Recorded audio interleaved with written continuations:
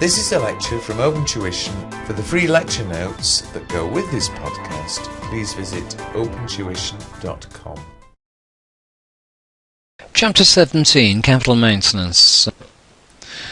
Just occasionally, the examiner asks a question on capital maintenance. It's not a major topic, it's certainly not a favourite topic within the exam, but just occasionally there's a question in there.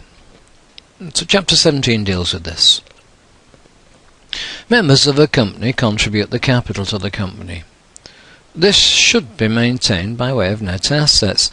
So what we're looking at is the fact that at any one time the the net assets of a company should be sufficient, therefore, to pay the members their capital repayment. But you can't legislate against a company making losses. So whereas share capital may be the same as it always was, maybe 100,000, and the retained earnings figure was, say, 200,000, then we have net assets of 300,000.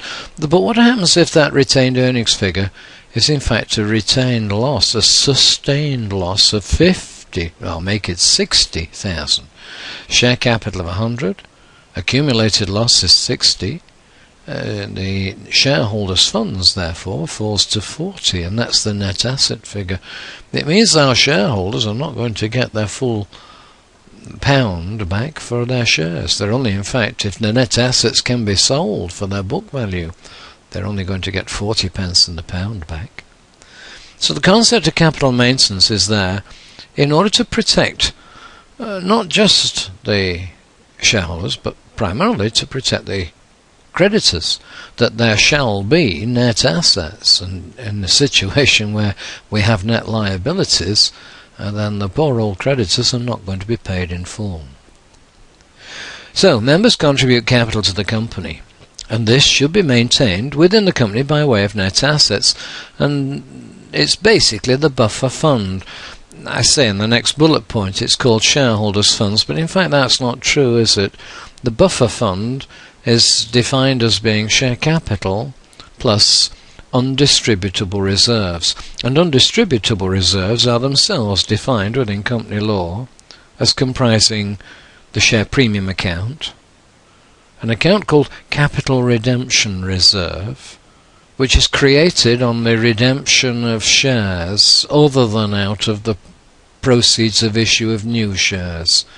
And in that situation, where shares are bought back by a company other than out of the proceeds of an issue of new shares, then an amount equal to the capital value of the shares bought back, less any proceeds of issue, shall be transferred out of profits which would otherwise have been available for distribution to an account called the Capital Redemption Reserve. And the Capital Redemption Reserve has only one use. It can only be used to finance the issue of fully paid bonus shares to existing members. Continuing with undistributable reserves, we have the share premium reserve, the share premium account, the Capital Redemption Reserve, and then any accumulated unrealized profits, less accumulated unrealized losses, and finally any other reserve which is identified by the company constitution as being undistributable. The development of the principle of capital maintenance addresses three areas: restriction on the payment of dividends, restriction on the reduction of capital, and any assistance given by the company to outsiders, enabling them to acquire company shares. In the case Guinness and Saunders, Ernest Saunders was found liable, amongst other things, he was found liable of authorizing the granting of money or the giving of money to people like Lord Lyons and Gerald Ronson, in order that they could use that money to buy company shares, the Guinness shares, in order that the Guinness shares should stay at a relatively high price and therefore would be attractive for the shareholders of the Distillers Company that Guinness was trying to take over. So assistance should not be given to outsiders, enabling them to acquire the company's shares. With reference to the payment of dividends, the power to declare dividends is given to the directors, but the members do approve or confirm the dividend which the directors have proposed. So the directors propose the dividend, but the members approve the dividend. There's no automatic right to receive a dividend unless you're a preference shareholder, and even then your automatic right of an annual dividend is taken away if the company doesn't have distributable profits. So members do not have an automatic right to receive. They approve the one which was proposed by the directors at the general meeting, but they can't vote to increase that dividend which has been proposed by the directors. They can vote to approve it, and they can vote to decrease it, but they cannot vote to increase it. Dividends are normally paid based on the paid-up capital of a company. Dividends may be in the form of a cash payment, which I'm going to say is normal, or in another form, for example, a scrip dividend, where additional shares will be given to the shareholder in exchange or instead of a cash payment. This improves or doesn't put so much of a strain on the cash resources of the company, because the issuing of a piece of paper doesn't cost the company money. However, there are now more shares in issue, and people can build up slowly, admittedly slowly, they can build up their shareholding by not accepting the cash dividend, but taking the scrip dividend alternative. A dividend is a debt only from the date it is declared and due for payment. It has to be declared. Even a preference dividend has to be declared. If it's not declared, then it's not a liability. And even though the preference shares may be classed as cumulative, that is, if a dividend is not paid in 1 year, then it will accumulate until it's payable in the next year. And if it's not paid for 2 years, then it will accumulate, and so 3 years' dividend is now outstanding. But this cumulative dividend must be declared in order that it should accumulate. If it is declared and unpaid, it's a deferred debt. It's not an obligation. Unclaimed dividends become statute barred after 6 years. Dividends may only be declared out of profits available for the purpose. And distributable profits, these profits available for the purpose, are defined as being accumulated realized profits, less accumulated realized losses. But that's interesting, because no distinction is drawn in company law between capital profits and revenue profits. Equally, if we have a parent and a subsidiary, then profits for the purposes of consolidation will be eliminated. Profits on intergroup trading will be eliminated. But for the purposes of determining distributable profits, any profit made by H, by the holding company, any profit made by the holding company in a transaction with S means that H has a realized profit.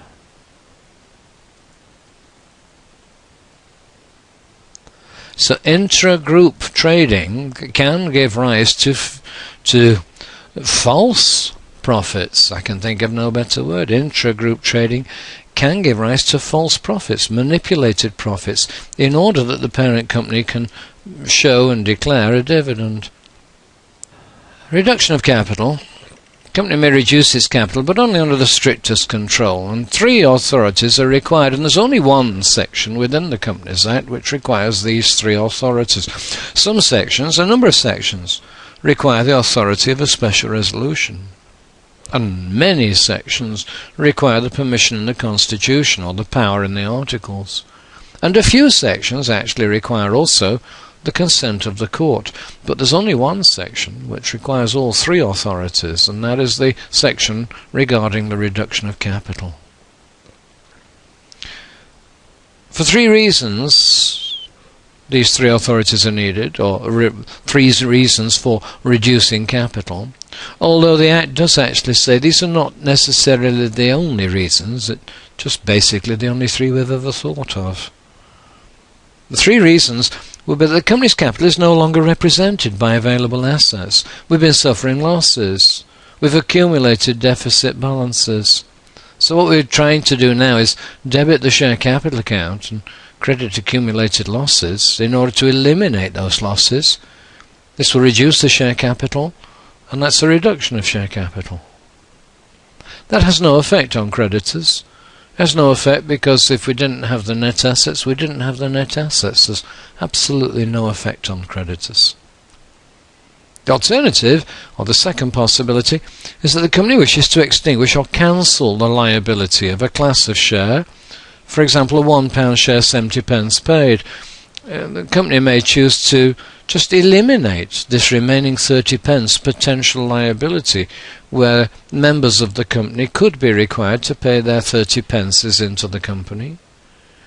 Well, instead of having a £1 share 70 pence paid, the company may wish to restructure and say it's a 70 pence share fully paid.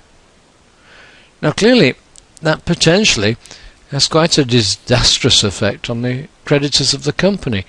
In the event of a liquidation, before this change, a liquidator could always have turned round to the shareholders and said, can you send us your 30 pences? So a liquidator could have increased the assets of the company available for paying the creditors. But if we cancel that liability, then it means that the liquidator, any future liquidator, cannot approach the members and say, can you send in your additional money, your reserve liability? So in order to protect the interests of creditors, not only do we need the power in the Constitution, the power in the Articles, not only do we need a 75% majority of shareholders or members to approve this reduction, but because the interests of the creditors are affected or potentially affected, it means we also need the consent of the court. The third possibility is that the company wishes to restructure its capital funding and may, for instance, now wish to replace some of its shares by way of loan capital. This also could affect creditors because the loan capital which is being issued could be loan capital with preferential rights above the ordinary unsecured trade creditors. So again, the court is involved in order to protect the interests of the poor, unsecured creditors who lack the dynamism and the organizational strengths to act as a single entity. The court then will step in to make sure that creditors are not going to be adversely affected by this proposed reduction.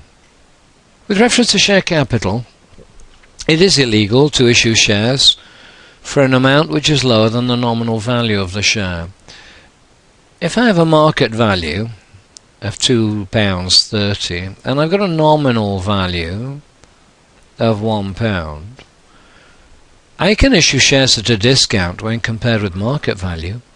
I can issue them for £2.10 or £1.90 or £1.10 or even just £1. But I can't issue them for 99 pence. That would be wrong. So it's not allowed for a company to issue new shares for an amount which is less than the face value of those shares. We cannot issue shares at a discount. If I issue shares in this situation where they have a nominal value of £1, if I issue shares for any amount greater than that pound, then company law steps in and says, where shares are issued, whether for cash or otherwise, for an amount in excess of their nominal value, then an amount equal to that excess shall be credited to the share premium account. It then goes further and says that the share premium account can only be used for restricted, limited purposes. It is an undistributable reserve, and therefore its uses are limited. Its primary use, and the one most likely to get rid of the biggest part of the share premium account, is to finance the issue of fully paid bonus shares to existing members. If I've got a share capital of 300,000 and I've got a share premium account of 100,000, then my buffer fund is 400. I may have accumulated retained earnings of 350. So I've now got net assets of 750. Now, one of the things about the share premium account is, because it has limited uses, it's going to be sitting there for year after year after year. Maybe it doesn't move at all, year after year. So it's a little bit of additional nonsense on the statement of financial position. So what a company can do is they can actually capitalize this share premium account. They can promote it. They can move it up the balance sheet, up the statement of financial position. So if we have a bonus issue of 1 for 3, this means that for every 3 shares you already hold, the company will give you 1 more, and they will finance that out of the share premium account. So for every 3 that you have, the company will give you 1 more. So this 300 now becomes 400,000. And if it's financed out of the share premium account, this is -1, 100,000 -1. So that will disappear, and we're still left with our buffer fund of 400,000. Now I always find it quite amusing to think about the company giving you a bonus. How generous is that? Hey, you're sitting there with 3 shares and the company gives you another share. For every 3 that you have, the company is going to give you an extra share. So now you've got 4 shares. Well, just a minute. As a shareholder, are these not shareholders' funds, these net assets? Is the share capital plus the premium, because these are shareholders' funds, aren't they? So any movement here or here is surely the company giving you what is already yours. So just how generous is that? I'll leave you to answer that one. Okay, so that's the primary use of the share premium account. It's the financing of the issue of fully paid bonus shares to existing members. The second, third and fourth points are of less, I would say, less common and certainly less value. The second one is writing off preliminary and formation expenses. These are the expenses incurred in setting up the company, the preliminary expenses and the formation expenses of creating the company. These are the expenses payable to the promoter. Providing for the premium payable on the redemption of shares or debentures. And again, it's not a common matter for a company to redeem its shares or redeem its debentures. It may very well happen, but it's not an everyday occurrence, and not necessarily will it be a material item. And then finally writing off the expenses of, the discounts allowed on, and the commissions paid on any issue of shares or debentures. Does anything strike you as strange there? Yeah, we cannot issue shares at a discount. So that is an invalid combination. We've got expenses, discounts, commissions, shares and debentures. All the others are valid combinations, but you cannot issue shares at a discount. Well, okay, it's against the law to issue shares at a discount. This applies both to public and private companies, and there's particular rules applicable to public companies that say where a public company is to issue shares in exchange for non-cash consideration, then it shall have an independent report by a person who is or who is qualified to be the company's auditor, identifying that the value of the consideration to be received, this non-cash consideration, is not less than the nominal value plus the share premium credited as paid up. So for a public company, or for a company within a public group, we need this independent auditor's statement, confirmation, that shares are not being issued at a discount. But that doesn't apply to private companies. So the huge majority of companies in the UK, being private companies, they now find themselves in the position of actually being able to issue shares at a discount in exchange for non-cash consideration. There is no requirement for them to have this consideration independently valued. The true and fair value of these goods or services could be lower than the nominal value of the shares issued, and it's not illegal, but it only applies to private companies.